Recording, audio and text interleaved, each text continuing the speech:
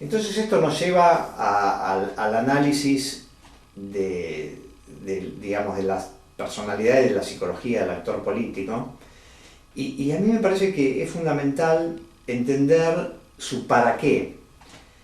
Y ese para qué lo podemos a su vez dividir con propósitos didácticos en un para qué personal y en un para qué vinculado a su causa política. Entonces hay una causa personal y una causa política. Y lo que es interesante de analizar, a mi juicio, es hasta qué punto son sinérgicas las causas personales con las causas políticas. Y hasta qué punto la causa personal es la causa política o no, o la causa política está al servicio de una causa personal, pero no es la causa principal. Parece un juego de palabras, parece muy enrevesado, pero voy a intentar aclararlo. Entonces, por ejemplo, me parece útil para hacer esa aclaración, y ya circunscribiéndonos a actores políticos contemporáneos y de la Argentina contemporánea, me parece interesante hacer un comparativo entre Raúl Alfonsín, Carlos Menem y Néstor Kirchner y Cristina Kirchner. Podríamos ponerlos a Néstor y Cristina dentro de una misma categoría, pero bueno, después vemos si conviene diferenciarlos o no. Yo creo que indudablemente se trata, en este caso, si vamos a tomarlos por separados, a Néstor y a Cristina, se trata de 4 líderes políticos que en su momento han suscitado un gran entusiasmo en la ciudadanía. Es indudable que han sido líderes, pero cada uno ha tenido su estilo. Ahora, si uno indagara en una exploración especulativa, porque en última instancia siempre tenemos aproximaciones especulativas, si uno indagara en el para qué de cada uno de estos políticos, obviamente creo que veríamos cosas diferentes.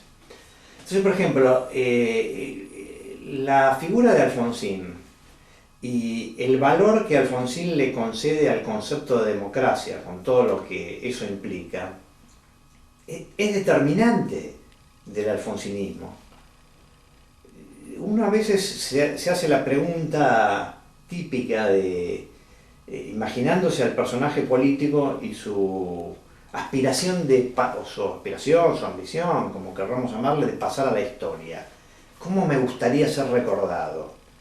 Entonces a mí me parece que, insisto, me parece a mí, y esto es lo que tiene de especulativo este abordaje de la psicología política, me parece a mí que Alfonsín hubiese querido ser recordado como el político que recordó la importancia del valor de las instituciones y de la democracia, en este caso en nuestro país. Y me parece que esa aspiración determina su acción política, determina el tipo de liderazgo que ejerció, en qué creyó y qué es lo que hizo, y lo que no hizo. Comparémoslo, hagamos el paralelismo con Carlos Menem. Y a mí me parece que Carlos Menem ya encarna primero encarna otros valores, pero además expresa otra relación entre la persona y el personaje político. Porque a mí me parece que Carlos Menem, en Carlos Menem es más razonable, desde mi óptica, invocar su aspiración de poder más allá de los valores en los que se inscribe ese poder. Bueno, esto por ahí es una manera muy complicada de decir algo simple. Es más razonable sostener que a Carlos Menem le interesaba más su poder personal, su poder político personal, que los contenidos ideológicos que iba a tener su proyecto político. Yo recuerdo una vez un ensayo, creo que era de Gabriela Cerruti, no estoy seguro, pero alguien que hacía la siguiente reflexión. Decía que Carlos Menem, cuando se sentó en el sillón presidencial, en el sillón de Rivadavia, debería haber pensado que Raúl Alfonsín no disfrutó del poder. ¿Qué quiere decir que no disfrutó del poder?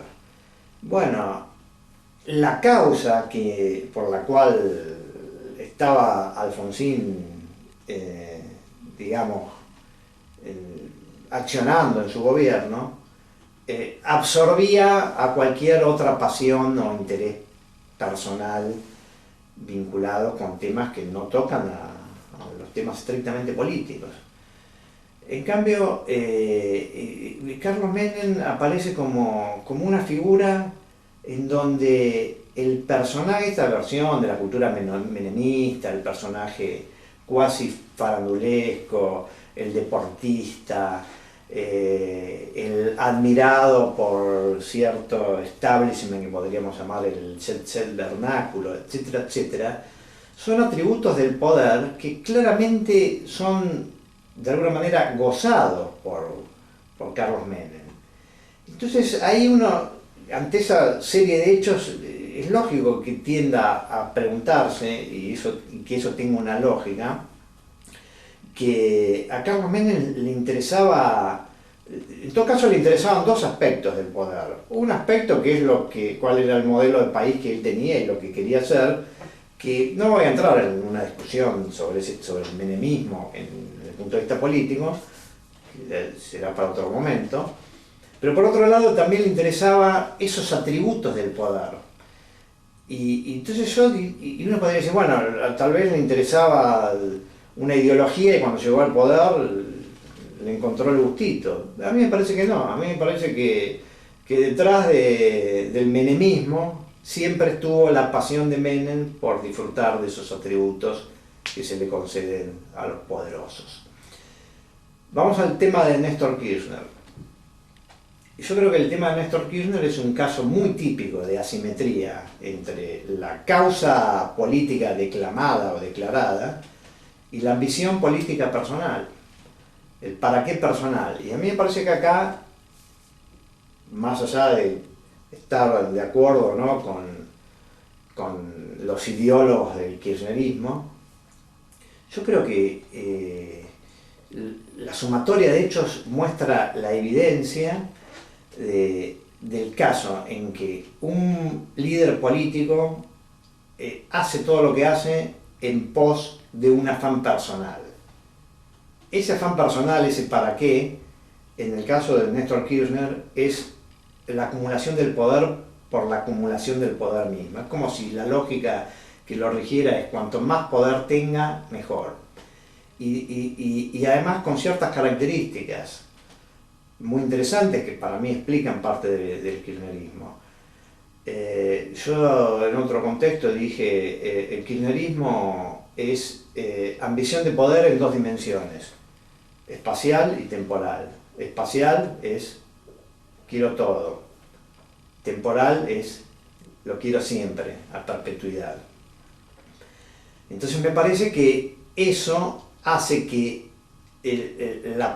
digamos, el plan político manifiesto, el modelo y todas las vicisitudes, porque además esto no es algo que apareció de una vez con una forma y después quedó profundizándose, como suelen decir en el seno del kirchnerismo, sino que más bien fue mutando a lo largo del tiempo. Es decir, al principio había un concepto de transversalidad y había un concepto de refundar o fundar por primera vez un país en serio, y eso después uno lo compara contra el kirchnerismo tardío, posterior y el cristinismo y ve que hay diferencias muy sustantivas.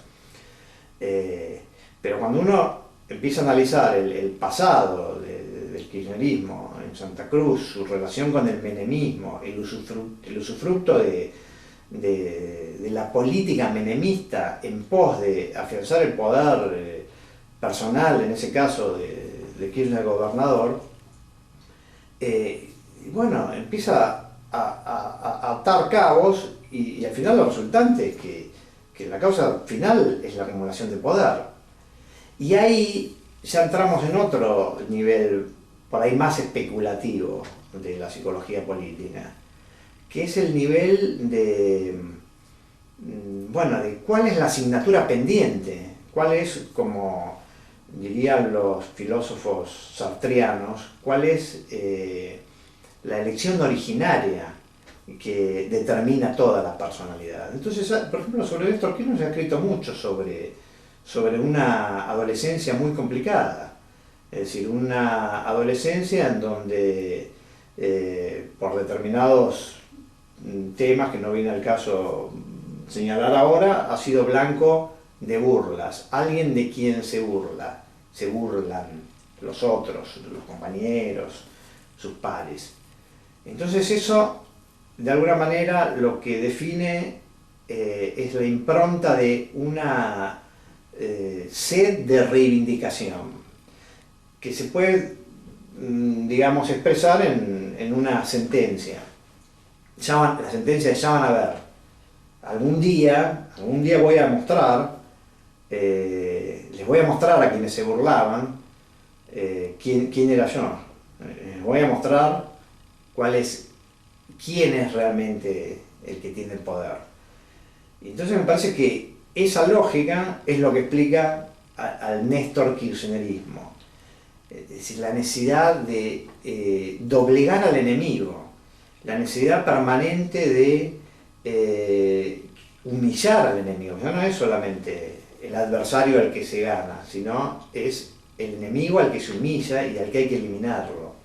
Y si no lo tenemos, lo inventamos. Entonces me parece que eso es una explicación del kirchnerismo. Ahora yo decía, bueno, pero ¿y podemos diferenciar a Néstor de Cristina? Y yo creo que sí, porque a mí me parece que el de Cristina es decir, tiene algo en común el kirchnerismo de Cristina, obviamente, ¿no? Es decir, el tema de la acumulación de poder toda y siempre, creo que es algo que forma parte como dicen, del ADN kirchnerista y de la sociedad política que ellos conformaron. Pero a mí me parece que en el caso de Cristina hay un ingrediente distinto, no estaba en Néstor, que yo diría es el elemento del narcisismo y la egolatría. Es decir, me parece que a Néstor le interesaba el poder, pero no el poder para ser admirado, no el poder el espejo que me devuelve la sociedad de que sos el mejor, sino simplemente el poder a secas. En cambio me parece que en el caso de Cristina Kirchner hay un elemento narcisista en el sentido de mostrar que se es la más inteligente, que se es la más glamorosa, que se es la que está por encima de toda la situación, como una especie de controladora eficiente y eficaz. Entonces me parece que, por decirlo en términos simples, me parece que a Cristina Kirchner le interesa más la mirada del otro que lo que le podría interesar a Néstor Kirchner. Me parece que lo de Néstor Kirchner tenía que ver la relación con el otro, esta es otra dimensión del análisis de la psicología política. Me parece que Néstor Kirchner era muy clara, el otro era alguien para avasallar. Y por ahí el admirador de esa lógica, de esa, digamos, de esa situación interesaba menos. En cambio me parece que en el caso de Cristina Kirchner interesa más. Es decir, el deseo de admiración me parece que es una impronta específica del cristinismo y que la diferencia del caso de Néstor Kirchner.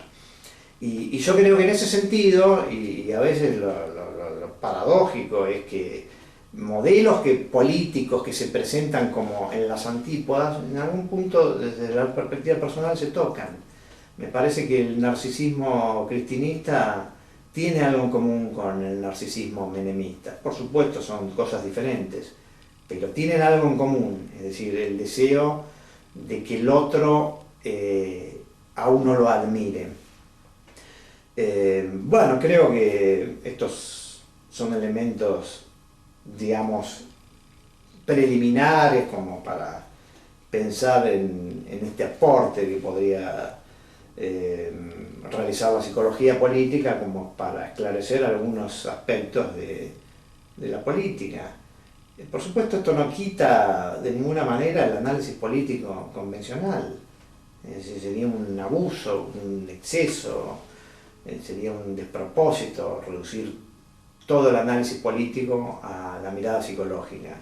Pero recíprocamente, creo que la mirada psicológica sí realmente realiza un aporte que en todo caso es subsidiario y complementario del análisis político convencional.